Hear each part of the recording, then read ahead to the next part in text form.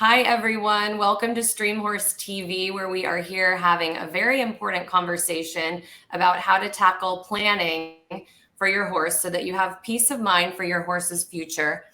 And I'm here with three distinguished horsewomen: Patti Lessard, Director of Mill Circle Equestrian Center, which offers equine-assisted learning programs; Kim Weir, Director of Major Gifts and Planned Giving at the Thoroughbred Retirement Foundation, which provides a lifelong sanctuary to retired thoroughbred racehorses who can no longer pursue athletic careers; and Konni from KMH Unlimited in Chicago, a lifelong multidisciplined horsewoman combining business savvy and equines by helping people talk about money more comfortably, which we all need. And Konni, just for starters, I'll have you kick us off. Why is this such a vitally important conversation? Well, first of all, the conversation about the transparency about your wishes is crucial to keeping family unity going forward. Where the equines come in is, as horse owners, we're very passionate about our four-legged friends. So for peace of mind, if something happens to you and you end up in the hospital, or, heaven forbid, something permanent should happen to you, making a plan for your horse who has been part of your family is crucially important for your peace of mind. And Patti, I'll have you start off. What are some of the factors everyone should consider when making a decision on a future home or a future plan for their horse?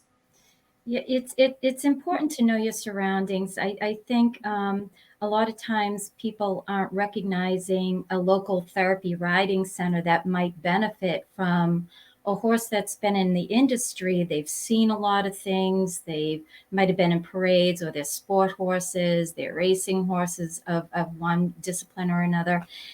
And the areas that therapy riding centers can provide to people that might be looking for future homes are just those things. They've been there, done that. They can still provide a service down the road to children, to adults.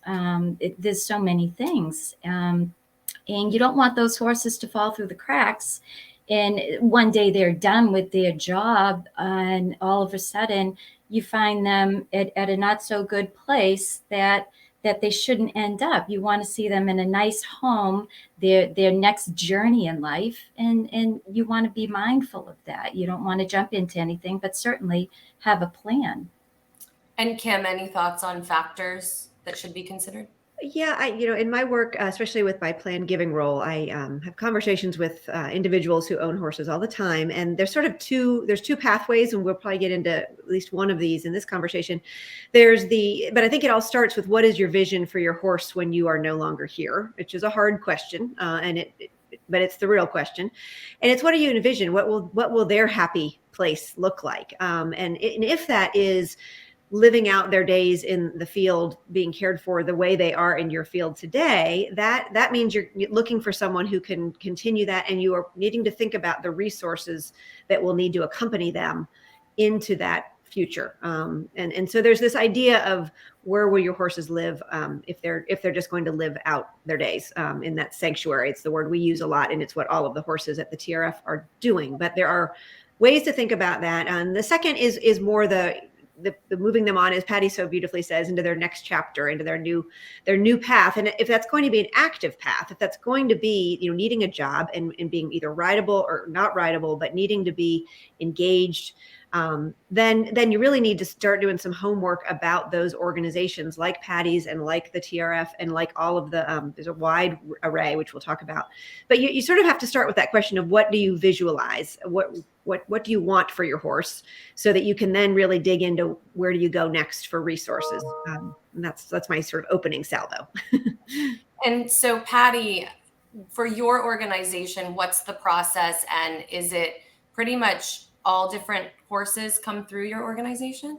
They do, and it's wonderful to have the diversity for programs such as ours. We have all different shapes and size people, therefore the needs are all different shapes and size horses. And it's not just the shape and size, it might be their personality. Is there a dominant horse? Is there a passive horse? Is there a horse that you can join up with and do groundwork and be totally comfortable and trust that animal in that respect? Or do you want to ride this horse through the fields? Do you want to take him on a trail ride? So working with individuals such as veterans or at-risk youth children, you have PTSD, you have trauma, you have behaviors, you have emotional needs. So you have to be mindful of the horses that come through to make sure they're matching the needs of your clientele. It has to make sense. And the other thing to look at is the physical aspect or the health aspect of each horse coming in. I have a mounted police horse. She has PSSM and asthma. So she's got a couple things going on that didn't allow her to continue on as a mounted police horse, but she still had a purpose. She takes care of the children, she takes care of veterans, and she's safe because she's been around a whole lot of activity in one respect or another. Mm-hmm. And she's just a big old beautiful teddy bear. So those are the things you want to be mindful of. Love that. That's such a great story. And Kim, I've been dying to hear this stock answer all concisely on a video program. So here we go. What is the process and how do you get on that waiting list? Yes, I love talking about this. Thank you, Natalie, for just letting me lay it out there. Being that one of the contrasts between Patti and me and our organizations is that we are breed specific. So the Thoroughbred Retirement Foundation, as our name implies, focuses exclusively on thoroughbreds. And we are one of nearly 100 accredited organizations by the Thoroughbred Aftercare Alliance, which is the first resource I would tell everyone before I get to the actual answer is to, if you have a thoroughbred and you're thinking about where they need to go, look at the thoroughbredaftercare.org website, because there's 100 organizations across the country, all of us a little bit different, but we all take care of racehorses after their careers are done. So for the TRF, this is the first question we want everyone to ask us, Natalie, is what are the criteria? And I'd encourage everyone watching that if you're going to go and reach out to a charity, ask them this question, ask them what their criteria are. For us, it is 3 things. They must be a registered thoroughbred, Jockey Club papers and name, and found them in Equibase. They must have raced, which is specific to the TRF. It's not unique to the TRF, but it is a really important question to ask really early in the process, because we all know the thoroughbred industry, they don't all make it into the starting gate. For us, as the largest and the oldest, that is something we consider critical. The third, and this is where it really gets interesting, is that our focus is on sanctuary. We are that safety net for those horses that cannot pursue another athletic career, and they are at great risk. We love it when they find roles like Patti's retired police horse. We have a bunch of retired police horses that were thoroughbreds because they just become very vulnerable when they can't be ridden. But it's the third question we ask everyone who's approaching us for intake, is what we call this, is the horse pasture sound. They will need to be pasture sound to be in our herd because they live outdoors with run-in sheds across the country. But if they tell us, oh, he's much better than pasture sound, he loves to go on a trail ride, he loves to jump a couple fences, we're going to direct him to another Thoroughbred Aftercare accredited organization where he can do those things, because our guys live in the field. But those 3 things are important. And then the final question we will ask, although we sort of jump the gun and ask people to choose this before they start, is, are you coming to us, coming back to Konni's role, are you coming to us because this is part of a plan and you have the resources to take care of this horse, in which case you are doing what we call responsible retirement. You can put your horse on our wait list in one of our fields with the resources that will keep him or her happy for the rest of his lives, and we welcome that. But we are a rescue, so many folks come to us at a much different point, and that's really the one we're trying to curtail with this conversation, is don't let your horse be the one that is left with no one looking after him. And those horses come to us through rescue, in which case there are no resources. But those are the questions with us. And I think with just every organization, you want to go in there knowing your horse really well. Like Patti described, you need to know their personality, all those things that you know so well. And then you need to ask, who does that organization need and serve well? And we go back to the plan over and over again. We talk about the importance of the plan. And Konni, I'll let you chime in here. There's another way of retiring a horse if it's, for example, a show horse. So could you tell us a little bit about those types of organizations? How people can look those up. And then just that, you know, the plan is important, right? Well, and it's the conversation, right? It all starts with a conversation. And the first conversation to have is with yourself. You know, if you get hit by a bus tomorrow and you're in the hospital for 2 months, who's going to take care of your horse if something has happened to you? And having those open and honest conversations with Natalie, you and I have kind of joked about doing another show about horse show husbands. But there's different organizations and retirement facilities out there for performance horses, for elite performance horses, for breed specific horses. So there's a lot of, because the equine industry is so big across the board, with multi-disciplines, each discipline is going to have its resource for you to reach out to. You know, if you ended up, you know, adopting a polo pony because you thought it was cute at a charity event, you know, you can reach out to the polo organization and say, okay, well, I have this polo pony. If something happens to me, how does this all work?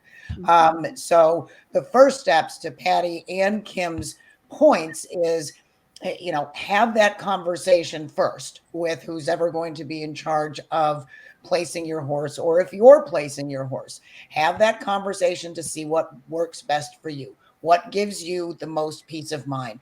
And then start your homework and reach out to these organizations and, you know, see what their, to Kim's point, criteria is. Sometimes there's size parameters for the riding facilities, the equine therapy riding facilities. There's, you know, there's parameters on, you know, what, you know, to Kim's point, what the soundness issues are. What has your horse been doing? What is the care? What are the specific medical needs? So it starts with the conversation. There's tons and tons of resources out there because all of us horse people, we care, right? That's why we do this. So, you know, for your peace of mind, have the conversation, do your homework, certainly reach out to any of us if, you know, you think that we may be an avenue, or reach out to me if you have no idea how to broach this subject with a family member. Well, and even if something doesn't happen to me, let's say I'm a horse owner, even if it's not death or being hit by a bus, there can really only be benefit from thinking ahead, right? Absolutely. Absolutely. Because, you know, some of us who have had backyard horses or have worked in facilities, say in the Northeast or in the Midwest, and all of a sudden we're going, you know, it's really bloody cold out, and I'm thinking that I want to move down to Florida and call it a day. And, you know, the horse needs to do its next thing. Those certainly are those instances as well. But it's plan. It's ask questions. Don't avoid it, because if you leave this to somebody else, they're not going to do what you would do to make sure that your baby is taken care of for the future. Yeah. All right. Well, I'd love to put that into practice here and do a little practice session. So, Konni, what are some questions we can ask each other if we're hypothetical horse owners retiring a horse or moving to a condo and no longer able to? Actually, or who do we phone up? Like, who's my first phone call? Right. Well, the first, as always, you know, my whole thing is have the conversation with your family to see who's going to execute this if it is not you. Now, I happen to have experience with both the TRF and Patti back in the day. I had ended up rescuing a thoroughbred that I used to gallop, who raced. So when I reached out to the TRF to inquire, they had a list of questions. I had to fit their criterias. When I met Patti, after I had adopted Magnum, his racing name was Pleasant Italian. So PI in the emails immediately became Magnum as his barn name, right? Complete logic for people my age. Now I get it. I did not put that together, Konni. Oh, for goodness sakes, woman. But when I met Patti, she was involved in the equine therapies, and I was thinking about his next home because I was moving. So she came and looked at him because he was actually stabled right around the corner from where she worked. And she looked at me. He was 18 hands if he was an inch. And she goes, he's way too big. We can't even reach him. These kids aren't even going to be.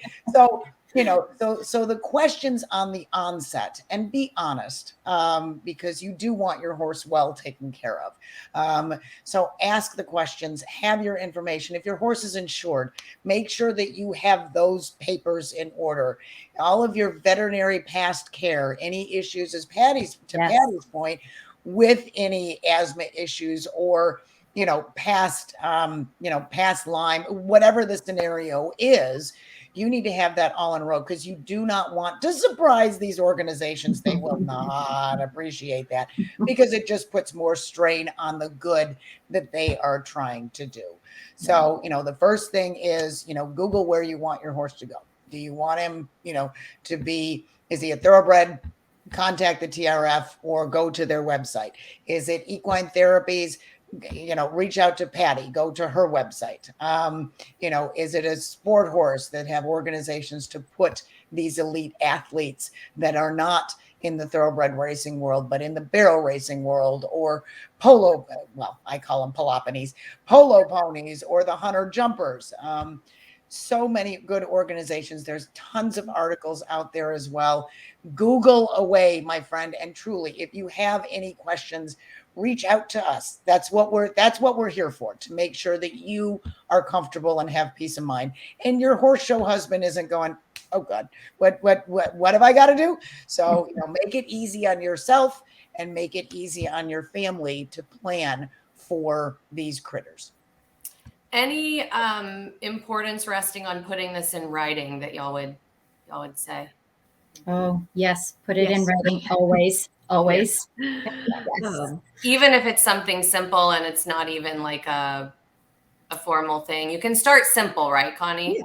Oh, absolutely. Absolutely. You can, as long as whoever has power of attorney knows what you want, put it in writing, because if, cousin Susie Snowflake has wanted your horse forever and wants to step in, then it's a mess with your family. So put it in writing, sign the bottom of it if it's something simple, and make sure that everybody knows what your wishes are for your horse. But write it down, because it can turn into a complete mess if other family members have different ideas for your critter.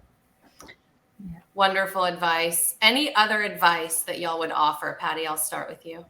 Yeah, one of the things, I also work as an animal health inspector here in Massachusetts, and it's very sad how often I'll come upon animals in general, let alone horses, that are even more difficult to place.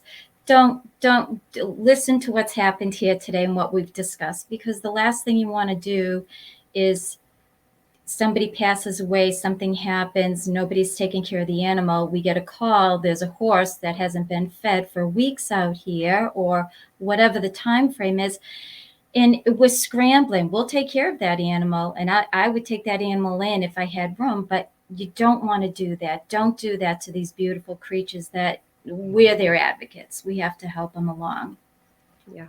So that's very, very powerful, Patti. And I think that's where we're all here. And of course, no one watching us would ever want that to happen, but it does take doing something hard, which is having a conversation and then doing the research. You just think about that as the trade-off. It may be hard, it may be awkward, it may be scary, it may be depressing, all those things, but you do not want your horse to be the one that's found by Patti and hasn't been fed for the winter. And we take those horses every March. We get those phone calls. Okay. The one thing I was going to offer, Natalie, is sort of like that last what's the most important thing to know, because you know how I lived through this. I would boldly say to assume that every organization you reach out to, at the moment you call them, whenever that is, they're going to say, we're currently full, but we'll put you on a wait list.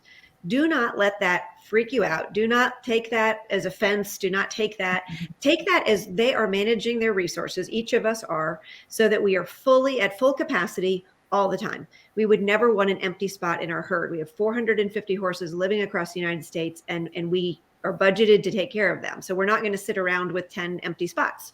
There are 10 horses that need us. However, through adoption, like what Konni did with Magnum, when horses leave our herd in particular, we adopt one, you save two, we take another one in. And we, in Sanctuary, of course, we're going to have horses that live out their best days and then are gone, and we will take another horse. But don't be offended when someone says, oh, we don't have a spot for you right now. That's actually what we're all, I think, going to say, because it's how we run our business. But it is not a way to brush you off. It means you should be planning ahead. Another reason to plan ahead. It's all the more reason to act now. Yep. Versus waiting till the last minute. And don't wait till the last minute is a simple lesson we learn in school and we learn in life and we have with our horses. And you all tell us constantly, all of these representatives from organizations such as yours always are saying, the problems arise when people are scrambling, right? And then they just have to do whatever they can do. And there are ways to avoid that. So I appreciate all of you so much sharing, and reach out to Konni if you want to learn more about just the people to start with, the words to start with. She's absolutely so helpful in that way. And it's always kind of a back burner thing that we can put off, but we encourage everyone to think ahead, think of what you might want. Even if you're not expecting the worst, just think ahead and plan ahead. So we thank y'all so much for joining us.